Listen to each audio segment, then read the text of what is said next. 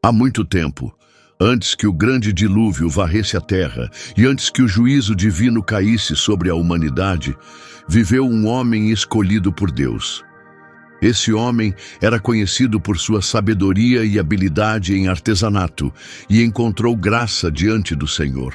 Deus permitiu que ele testemunhasse os segredos dos céus, os reinos mais elevados onde reside o divino, tornando-o um observador direto do mundo eterno e imutável do Todo-Poderoso. Ele foi mostrado os lugares onde os radiantes e numerosos servos de Deus habitam, seres mais brilhantes do que o próprio sol. Ele viu o trono inacessível cercado por uma luz infinita, as camadas da criação dispostas em perfeita harmonia, e ouviu os indescritíveis cânticos dos querubins. Ele presenciou maravilhas divinas, nunca antes vistas por nenhum mortal. Seu nome era Enoque, filho de Jared, e ele foi o que compartilhou a verdade sobre os 10 níveis do céu. O Senhor o levou a essas alturas e tudo o que ele presenciou foi escrito no que ficou conhecido como o segundo livro de Enoque. Foi assim que sua jornada celestial começou. Enoque relatou que quando atingiu 165 anos de idade, teve um filho chamado Matusalém. Depois disso, viveu mais 200 anos, totalizando 365 anos de vida. No primeiro dia de um novo mês, Enoque estava sozinho em sua casa, deitado em sua cama. Enquanto dormia, sentiu uma profunda e esmagadora tristeza despertar dentro de si. Lágrimas preencheram seus olhos, mesmo durante o sono, embora ele não entendesse o significado daquele sentimento ou o que estava prestes a acontecer. Então, 2 figuras extraordinárias apareceram. Elas eram diferentes de qualquer ser humano que ele já tivesse visto, altas e majestosas. Seus rostos brilhavam como o sol, seus olhos flamejavam como fogo, e chamas pareciam sair de suas bocas. Suas roupas cintilavam em tons de roxo, suas asas ofuscavam o ouro, e suas mãos eram tão brancas quanto a neve. Elas se colocaram ao lado de sua cama e o chamaram pelo nome. Enoque acordou e as viu claramente.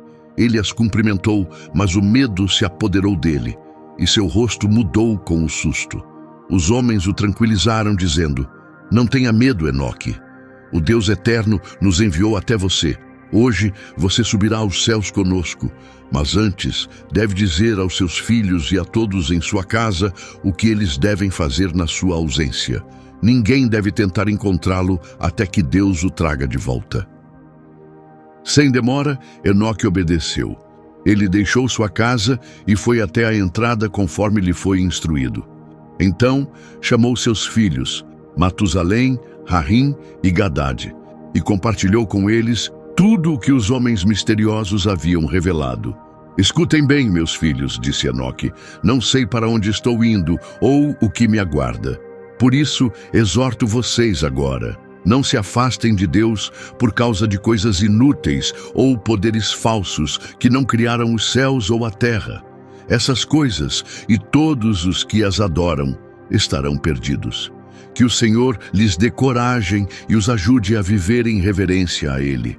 Ele continuou: "Ninguém deve vir atrás de mim até que o Senhor me traga de volta." Depois de dizer isso, Enoque foi levado pelos anjos. Eles o ergueram com suas asas e o levaram até o primeiro nível do céu, onde o colocaram sobre as nuvens. Olhando para cima, ele viu ainda mais alto nos céus, além do que os olhos normalmente podem ver. Lá no primeiro céu, mostraram-lhe um mar enorme, muito maior do que os oceanos na terra. Ele foi levado diante dos anciãos e líderes responsáveis pelas estrelas e viu 200 anjos que gerenciam as estrelas e orientam seus movimentos pelos céus. Esses anjos voam com asas e circulam pelos caminhos daqueles que viajam.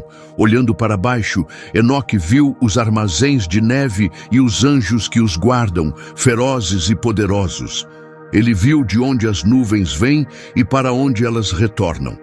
Então foi mostrado a ele o compartimento que contém o orvalho. Parecia óleo de oliva e sua forma refletia a beleza de todas as flores da terra.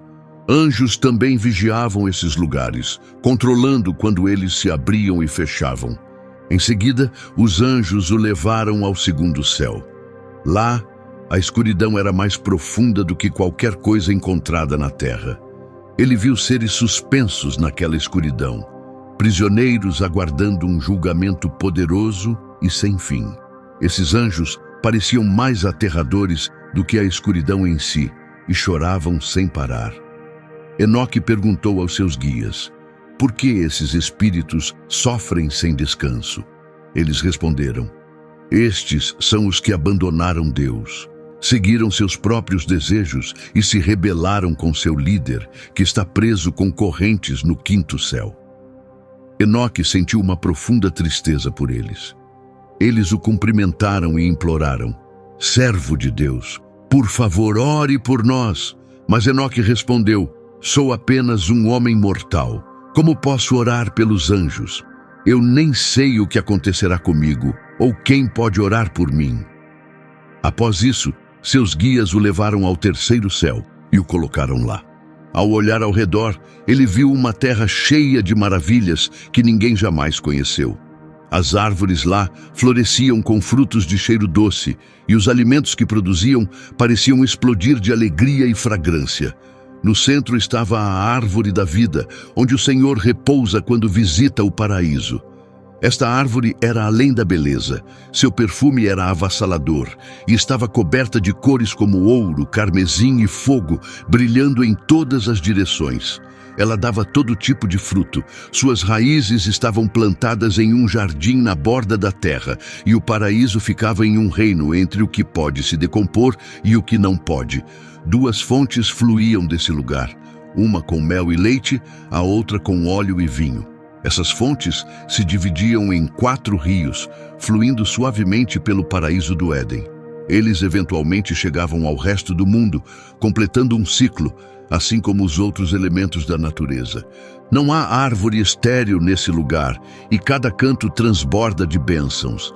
300 anjos radiantes vigiam o jardim, suas vozes nunca em silêncio. Eles cantam lindamente e constantemente, honrando o Senhor a todo momento. Eu exclamei: este lugar é realmente encantador. Os homens comigo responderam: Enoque, este lugar foi preparado para aqueles que permanecem fiéis através de todas as dificuldades. São aqueles que se afastam do mal, julgam com justiça, compartilham comida com os famintos, vestem os necessitados, levantam os fracos e cuidam dos órfãos. Eles vivem vidas retas na presença de Deus e o adoram sozinho. Somente um fogo sombrio queimava constantemente, subindo de um rio flamejante. Toda a área estava cheia de calor ardente e frio amargo, sede e tremores. As correntes ali eram cruéis, e os anjos que as guardavam pareciam ferozes e não mostravam misericórdia. Eles carregavam armas duras e infligiam tormentos sem fim. Eu gritei: este lugar é horrível. Os homens responderam: este é o destino daqueles que rejeitam Deus. Aqueles que cometem pecados contra a natureza, corrompem as crianças de maneiras viles, usam feitiçaria, praticam magia negra e se orgulham de fazer o mal. É para aqueles que mentem, roubam, espalham ciúmes e ódio, que matam, amaldiçoam os outros, exploram os pobres por lucro e ignoram os famintos, deixando os nus sofrerem. Estes são os que nunca conheceram seu Criador, que adoraram ídolos sem vida, objetos sem respiração ou audição, deuses feitos pelas mãos dos homens. Este é o julgamento que foi preparado para eles. Este lugar é sua recompensa eterna. Então os homens me guiaram para cima, até o 4º nível do céu, onde vi os caminhos e os movimentos radiantes do sol e da lua. Observei como eles se moviam e comparei seu brilho. O sol brilhava muito mais forte do que a lua. Ele viajava ao longo de seu caminho com uma velocidade surpreendente, como um vento que nunca descansa. dia e noite. Movia-se com 4 estrelas poderosas, cada uma cercada por 1000 estrelas menores, 4 estrelas de cada lado do caminho do Sol. No total, 8.000 estrelas acompanham o Sol a cada dia. 15 legiões de anjos o atendem, e à noite 1000 seres com 6 asas surgem com anjos à frente do caminho do Sol para a luz ardente. 100 anjos acendem o Sol e o mantêm queimando. Também vi outros seres voadores associados ao Sol. Eles eram chamados de fênixes e chalkidri, criaturas incríveis. Seus pés eram semelhantes aos de leões, caudas e cabeças pareciam de crocodilos. Seus corpos cintilavam como um arco-íris e eram enormes, 900 unidades de tamanho. Cada um tinha 12 asas como os anjos. Essas criaturas permanecem próximas ao Sol, carregando calor e umidade conforme instruído por Deus. O Sol nasce sob o céu e segue seu caminho sob a terra, seus raios brilhando sem pausa. Os homens me levaram para o leste e me colocaram nas portas onde o Sol começa sua jornada diária. Ali, o Sol segue o padrão estabelecido pelas estações e pelo ciclo dos meses que compõem o ano, contando as horas do dia e da noite. Vi 6 portas abertas, cada uma com exatos 61 e um quarto estádios de largura. Meça-as cuidadosamente e entendi que essas são as portas por onde o Sol nasce e se põe a cada mês. Ele viaja por elas de forma equilibrada, retornando na ordem inversa à medida que as estações mudam. Esse padrão completa o ano inteiro após as 4 estações passarem. Então, eles me guiaram para o oeste e me mostraram outras 6 portas, espelhando as do leste. Estas são as portas do pôr do sol, correspondendo ao mesmo número de dias, 365 e um quarto. O sol se põe através dessas portas ocidentais e esconde seu brilho, deixando apenas a lembrança de sua luz sob a terra. Embora sua coroa radiante permaneça no céu com o Senhor, 400 anjos a vigiam. Enquanto isso, o Sol viaja em uma roda abaixo da terra e repousa por 7 grandes horas durante a noite. Metade de seu caminho é gasto abaixo, e na 8ª hora ele se aproxima novamente do leste, trazendo sua luz e brilho com ele. Nesse momento, o Sol queima mais intensamente do que o fogo. Então, os fênixes e chalkidri, aquelas criaturas especiais do Sol, começam a cantar. Todos os pássaros batem suas asas com alegria, celebrando o portador da luz. Sob o comando do Senhor, as criaturas cantam. O portador da luz chegou para brilhar sobre toda a terra. O Deus da manhã aparece, representado pelos raios do sol, e o sol em si se levanta novamente para brilhar sobre o mundo. Juntos, eles iluminam a terra. Os homens me mostraram como os movimentos do Sol são medidos e como ele passa por essas portas especiais. Essas são as portas que acompanham as horas do ano. Por isso, o Sol é considerado uma criação poderosa, com um ciclo completo de 28 anos antes de começar novamente. Os homens então revelaram outro mistério. 12 grandes portas se estendiam do oeste para o leste, por onde a lua viajava em seus tempos determinados. A lua entra pela primeira porta ocidental, ao lado da porta do sol, e permanece ali por exatamente 31 dias. A segunda porta também a mantém por 31 dias, a terceira por 30, a quarta por 30, a quinta por 31 e a sexta novamente por 31. Ela fica 30 dias na 7ª porta, depois 31 na 8ª, 31 na 9ª, 30 na 10ª, 31 na 11ª e 28 na 12ª porta. Ela passa pelas portas ocidentais da mesma forma que entrou pelas orientais. Isso completa os 365 e um quarto dias do ano solar. Enquanto isso, o ano lunar contém apenas 354 dias, faltando assim 12 dias em comparação ao caminho do Sol. Esses dias faltantes são chamados de épocas lunares do ano. Juntos, esse ciclo completo forma um grande período de 532 anos.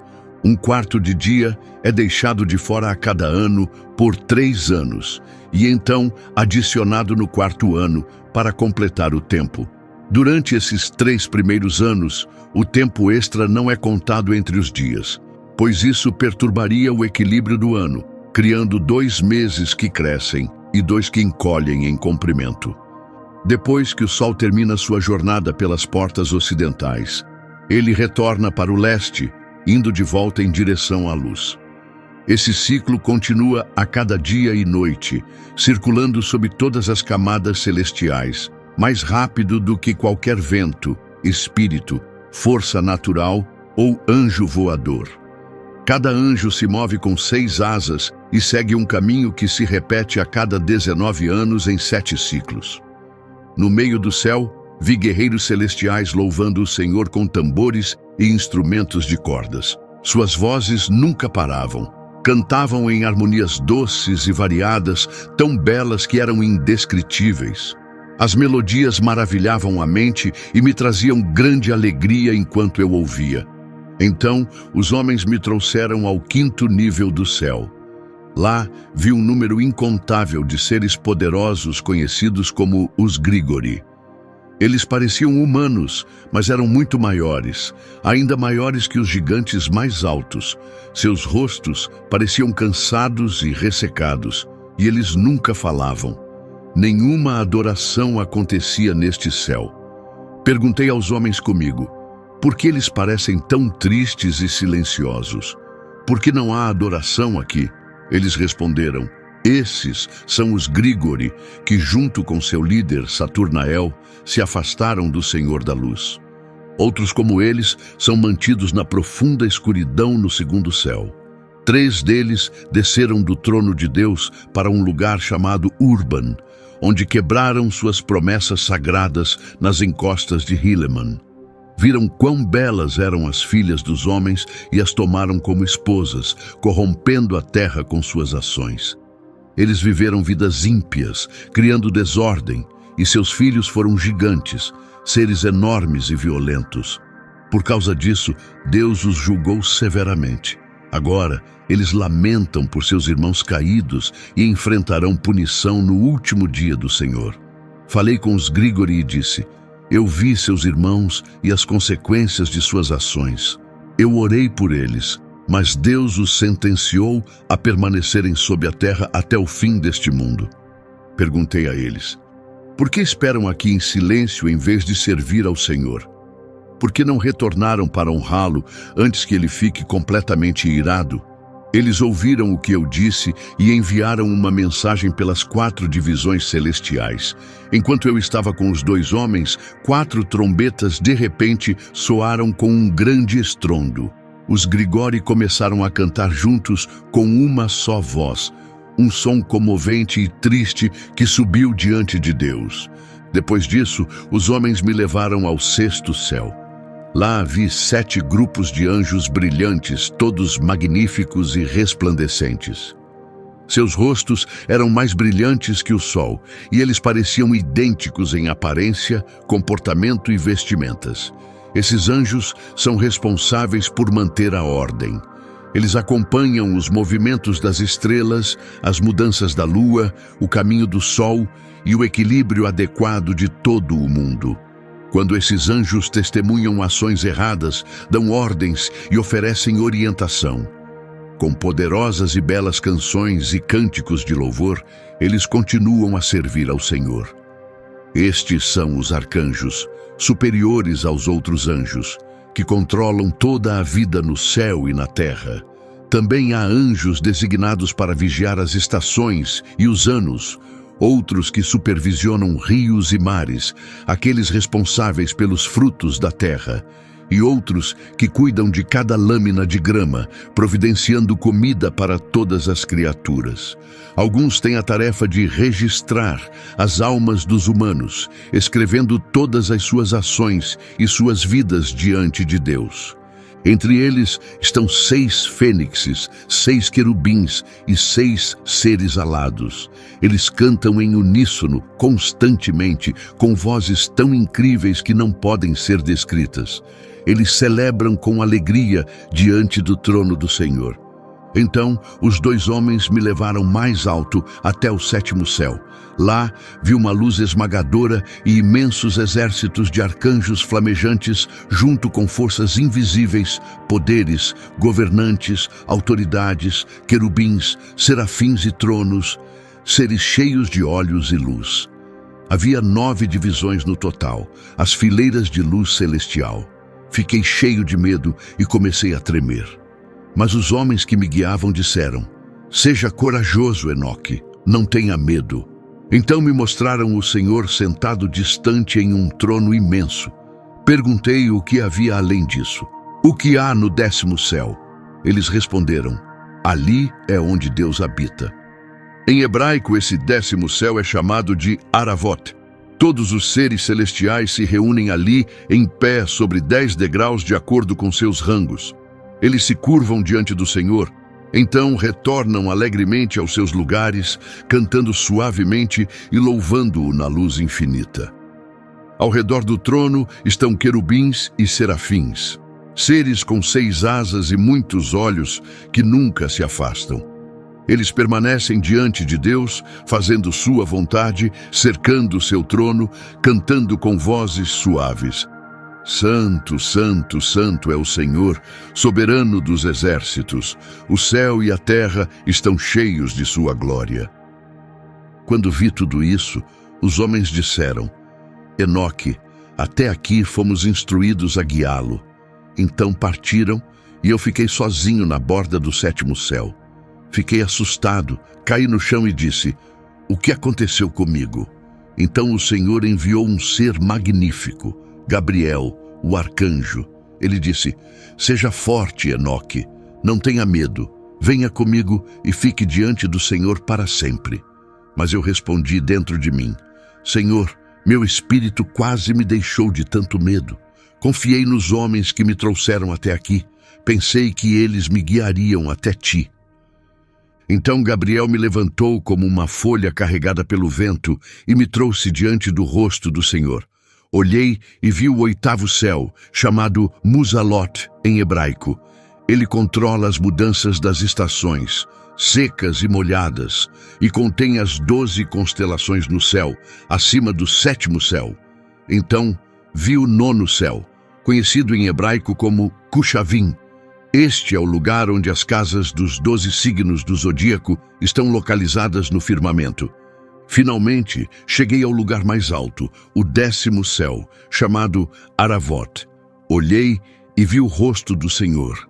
Era como ferro incandescente retirado do fogo, cintilando com faíscas e queimando intensamente.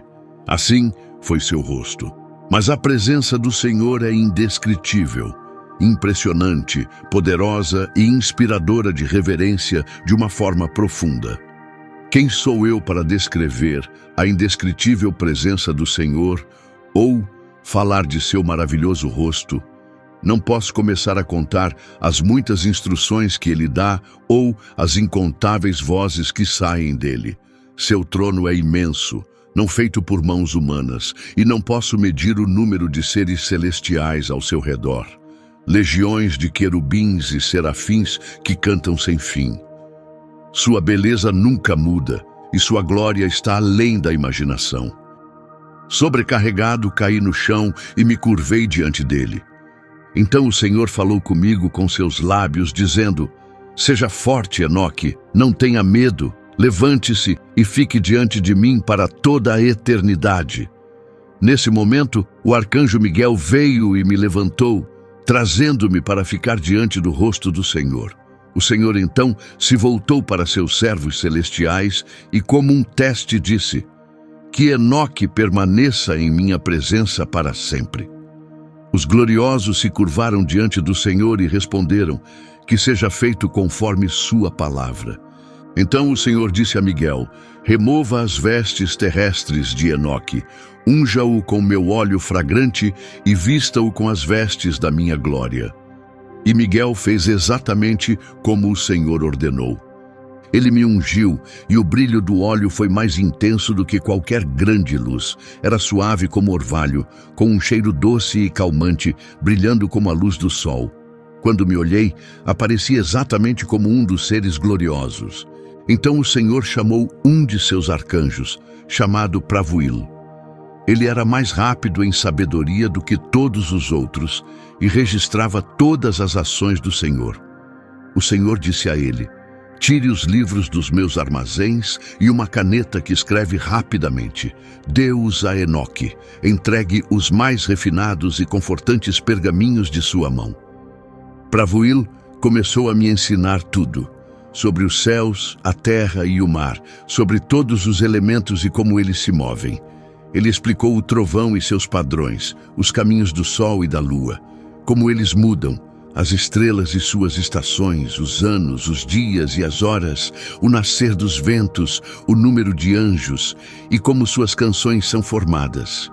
Ele me ensinou sobre a vida humana, as línguas de cada canção, as leis, os ensinamentos e todos os doces louvores que são justos para conhecer. Tudo o que eu te contei agora foi mostrado por ele. Ele disse: sente-se e escreva cada alma que algum dia nascerá, e os lugares preparados para cada uma delas para toda a eternidade. Cada alma foi planejada antes de o mundo ser feito, cada uma emparelhada com outra, por 30 dias e 30 noites. Então, eu escrevi tudo cuidadosamente e completamente, 366 livros no total. Então o Senhor me chamou novamente e disse: Enoque, tome seu assento ao meu lado esquerdo, ao lado de Gabriel. Eu me curvei diante dele, e ele falou mais uma vez: amado Enoque, tudo o que você vê, tudo o que foi criado e completado, agora eu revelei a você. Antes que qualquer coisa existisse, antes que o tempo sequer começasse, eu criei todas as coisas do nada. Trouxe o invisível à vista, o espiritual ao físico. Ouça atentamente, Enoque, e absorva minhas palavras. Eu não compartilhei este segredo com meus anjos. Nunca revelei a eles como eles vieram a existir, nem a vastidão do meu reino sem limites. Eles não entenderam como eu trouxe toda a criação à existência. Isso eu revelei a você agora. Antes que qualquer coisa pudesse ser vista, eu sozinho passei pelo reino invisível de um extremo ao outro, como o sol viajando pelo céu de leste a oeste e de volta novamente. No entanto, até o sol encontra descanso em sua jornada. Eu, porém, não encontrei descanso, pois estava formando tudo, lançando as fundações para o que um dia se tornaria visível. E assim, a extraordinária jornada de Enoque pelos 10 céus chegou ao fim. Ele viajou por reinos radiantes de glória, passou pelas prisões dos anjos caídos, esteve entre os celeiros das estrelas e alcançou o trono de Deus em pessoa. Ele foi mostrado coisas muito além da compreensão humana. Ele testemunhou a estrutura de toda a criação, o destino daqueles que se rebelaram e a recompensa eterna prometida aos fiéis. E através de tudo isso, uma mensagem foi inegável. Deus governa sobre tudo no céu e na terra. Enoque não foi escolhido apenas por seu próprio bem, mas para registrar essas visões para todas as futuras gerações. Uma mensagem cheia de advertência, esperança e propósito divino. Agora nos resta uma escolha. O que faremos com esta revelação? Iremos buscar a justiça e nos preparar para o reino eterno? Ou nos afastaremos, ignorando a verdade que foi desvelada? O livro de Enoque nos dá uma visão da majestade de Deus, sua justiça e seu plano imutável.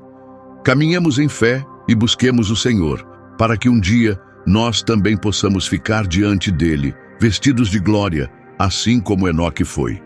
Obrigado por se juntar a nós nesta jornada notável pelos 10 céus de Enoque. Se você achou este vídeo significativo, curta, compartilhe e se inscreva para mais percepções sobre mistérios bíblicos. Até a próxima, que o Senhor te abençoe e proteja. Shalom.